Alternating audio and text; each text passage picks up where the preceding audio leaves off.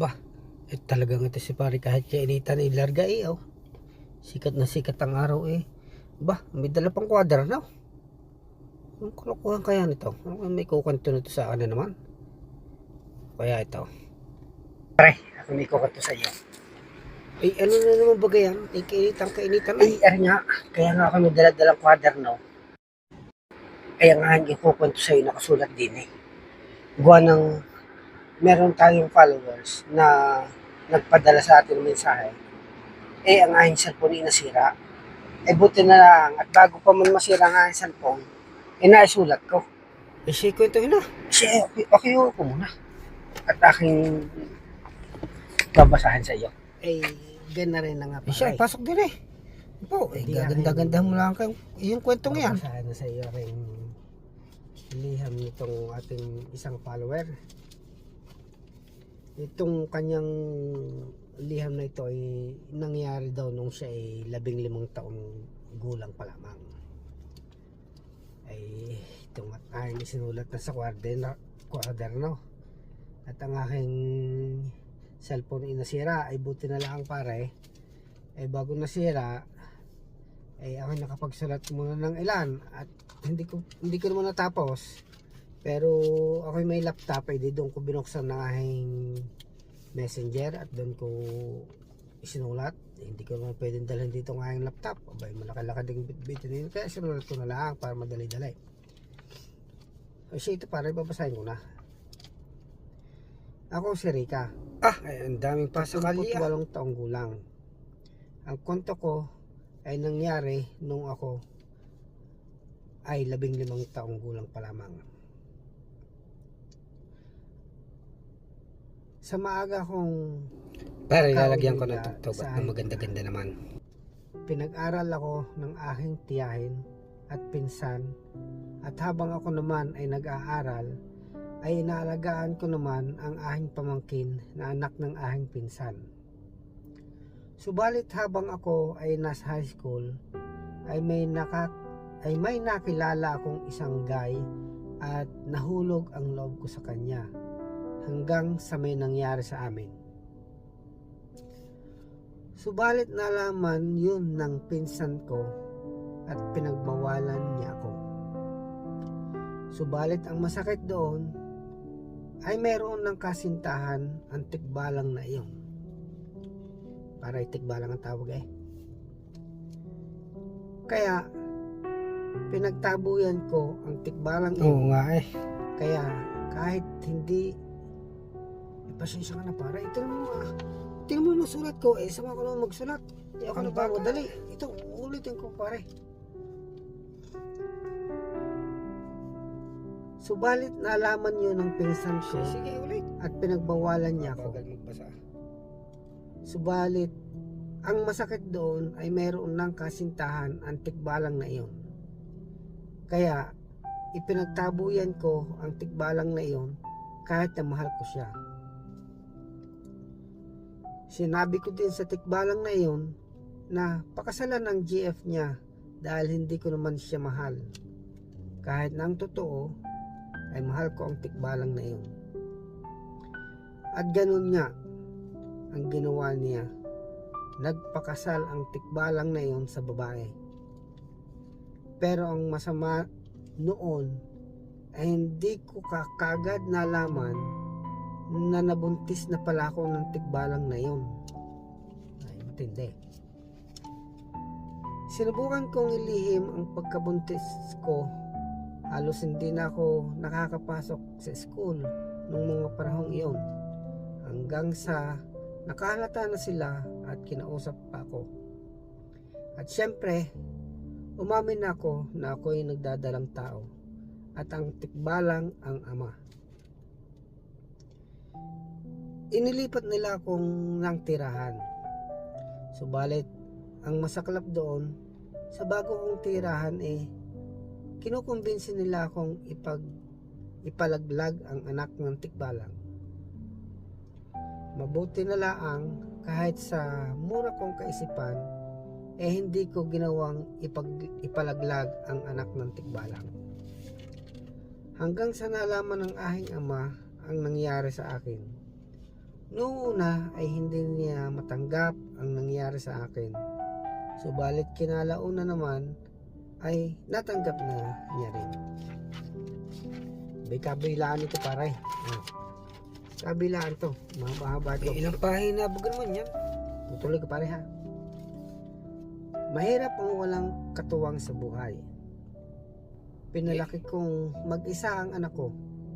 Pero hindi ko pinagsisisihan na ipinanganak ko ang anak ng tikbalang na yun.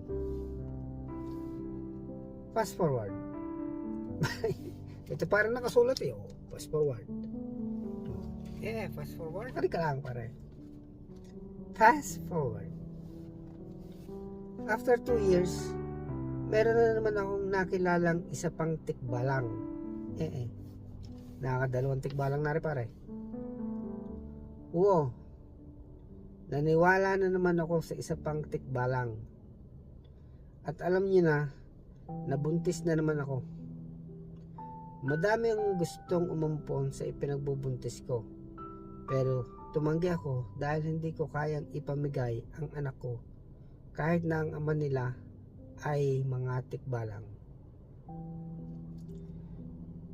Isinilang ko ang pangalawa kong anak sa isang hospital, subalit wala akong pambayad sa hospital. Kaya ang ginawa ko ay tumakas ako, bitbit ang anak ng tikbalang. Umuulan noon at wala akong pamasahe pauwi. Hanggang sa may nakakita sa akin na babae at ako'y binigyan ng pera upang ako'y makauwi. Basang-basa ako noon, pati ang bagong silang kong anak. Nung panahong iyon, ay nabubuhay pa ang aking ama na siya ang nagsusuporta sa aming mga pangangailangan. Subalit hindi rin naman nagtagal ay pumanaw na din siya. Oo nga. Pagkalipas ng ilang taon, Nakakaawa naman. natikbalang na naman ako. Oo. Nabuntis na naman ako hanggang sa iluwal ko ang pangatlo kong anak na babae.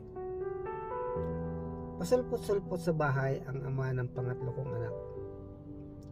Masasabi kong may pagkaengkanto siya kahit papaano naman sinusuportahan niya ang pangatlo kong anak.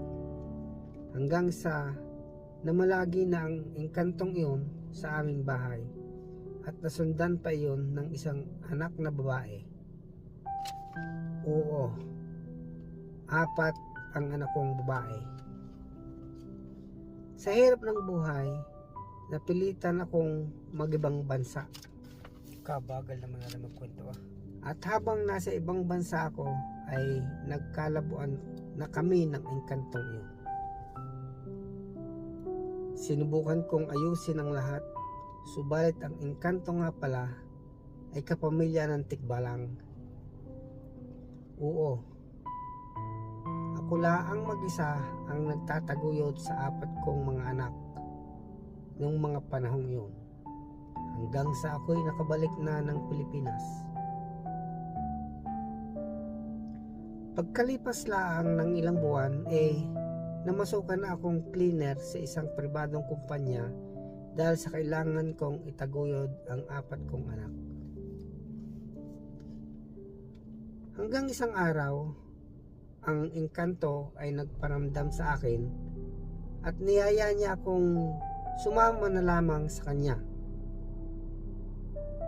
At tatanggapin daw niya ang aking iba pang mga anak dahil sa gusto kong mabuo ang pamilya ko, hindi na ako nagpatumpik-tumpik pa at nagsama kami.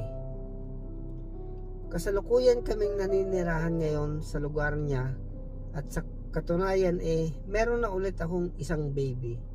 Diba? Maayos kaming namumuhay sa ngayon at sana ang hiling ko ay panghabang buhay na ito. Ay ayun lang pare. Muntik na ako makakatanong sa iyo Yun ang ipinadala sa ating sulat.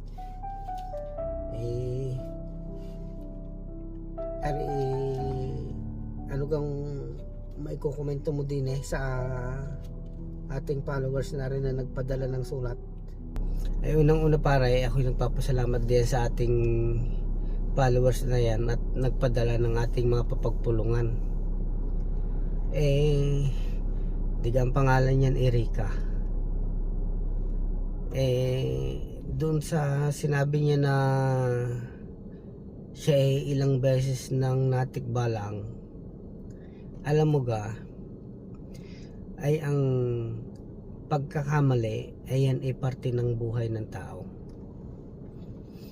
Kaso mo nga lamang ay kaya tayo nagkakamali para tayo ay matuto. Ay agree ako dyan pare. Sabi nga ay pagkayang pagkakamali ay paulit-ulit mong ginagawa, parehas ang pagkakamali mo at hindi ka pa natututo, aba ay may sala sa iyo. Ganyan na nga. Ngayon sa kabilang banda ay masaya naman ako. Siya ay nakatagpo ng, sabi nga niya ay nakatagpo siya ng tikbalang. Engkanto pare. Ay, ng engkanto pala. At maayos naman niya ng kanilang pamumuhay. At sana nga ay habang buhay na sila magsama. Gayon, alam mo, habang may buhay ang tao ay may pag-asa. Bagal mo magsalita pare. Kung ikaw ay nagkakamali, parte yan ang buhay ng tao. Ang malaga, ikaw ay natututo sa iyong pagkakamali at patawarin mo yung mga taong nagkakamali sa iyo. Dahil sabi ko nga, parte yan ang buhay ng tao. Kaya sana ay sa iyong mga anak, imulat mo iyong mga anak sa magagandang payo. Sa mga iyong naranasan, ikwento mo sa kanila at bigyan mo sila ng magandang payo, at nang sa ganyan ay hindi na rin nila maranasan yung iyong naranasan. At ayun lamang, ako'y nagpapasalamat uli at ikaw ay lumiham sa amin. At ito nga pala, sana inatanggap mo ay yung aming kaunting tulong na pinagsama. Sana matanggap mo. Ay maraming salamat ulit at maraming salamat ulit sa iyong pagsuporta.